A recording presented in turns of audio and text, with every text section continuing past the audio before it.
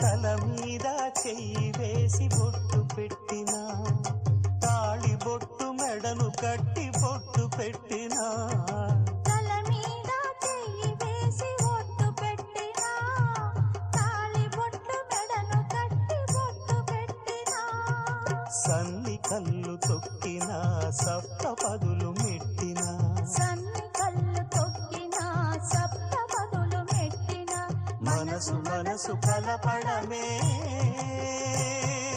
మంత్రం పరమార్థం. శ్రీరస్తు శుభమస్తు, శ్రీరస్తు శుభమస్తు.